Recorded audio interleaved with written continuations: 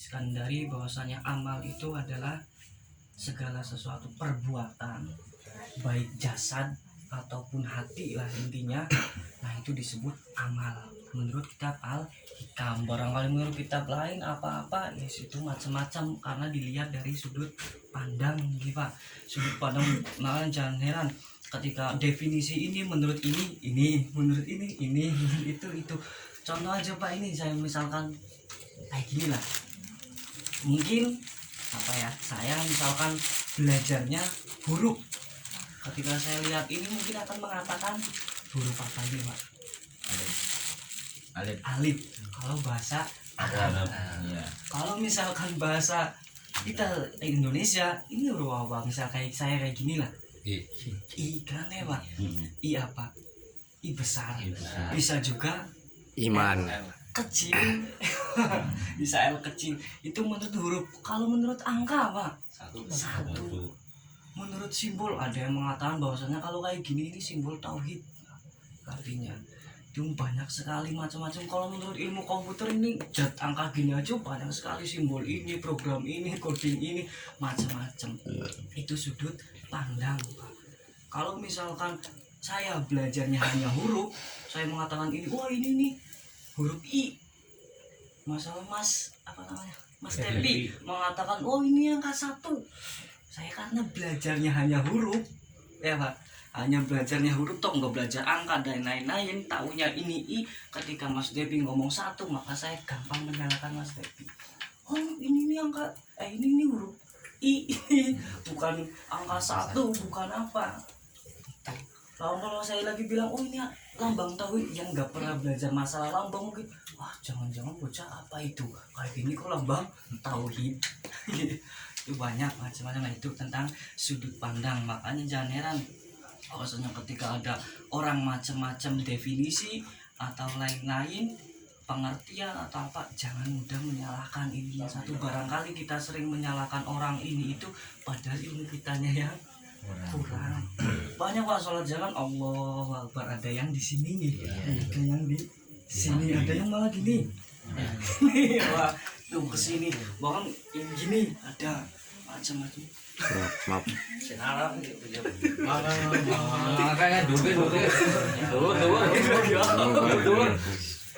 YouTube Betul deh lah. coba tak kantar ya kena rahim kantar. dia Tongkat ya. Bapak katanya jadi udah. jadi udah aja. Ayo ya.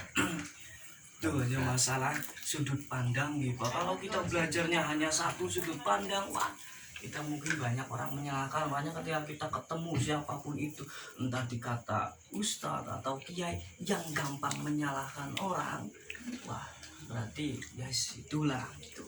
Makanya kita nyari jangan yang mudah menyalahkan orang. Barangkali ilmu padi lah Pak, ketika kita semakin berisi kan semakin merunduk. Kita aja karena kecil Bang Abutan ya, anak kecil kan gampang sekali menyalahkan itu. Ilmu matematika aja anak SD misalkan ya Bang, matematika paling 1 ditambah 1, angka tambah angka lah. Nanjak ke SMP, nanjak ke SMA, huruf aja kan bisa dijumlah aljabar itu. A ditambah B, C ditambah E misalkan.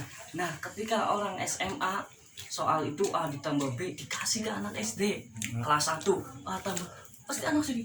Kalau SD-nya bilangnya apa? Loh, huruf kan nggak bisa dijumlah, yang bisa angka. Oh malah nyalanya ini nggak bisa ya.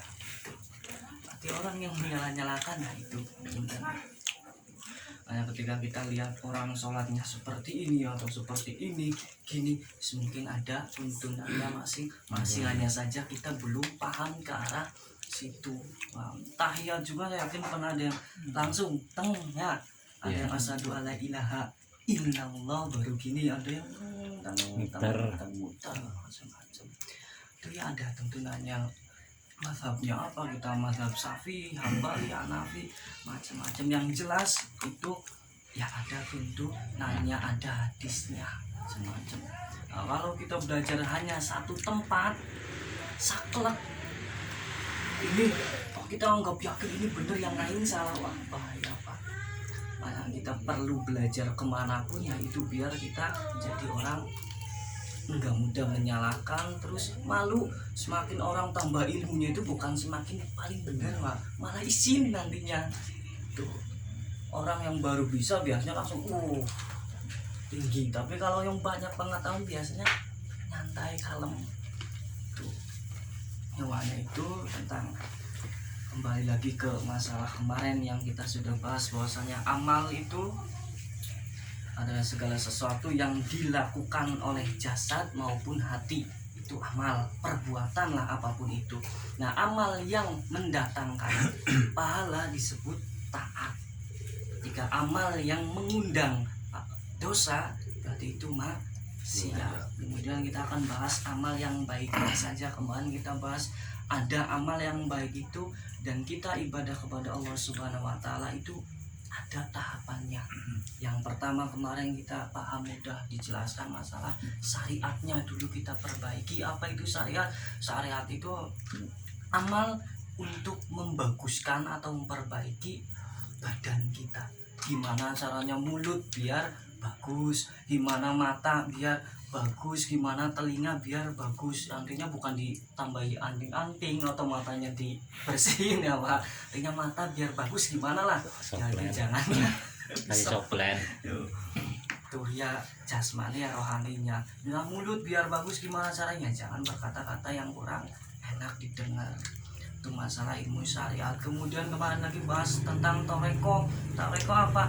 Untuk membaguskan masalah hati. Gimana hati biar enggak sirik, gimana hati biar enggak dengki, iri,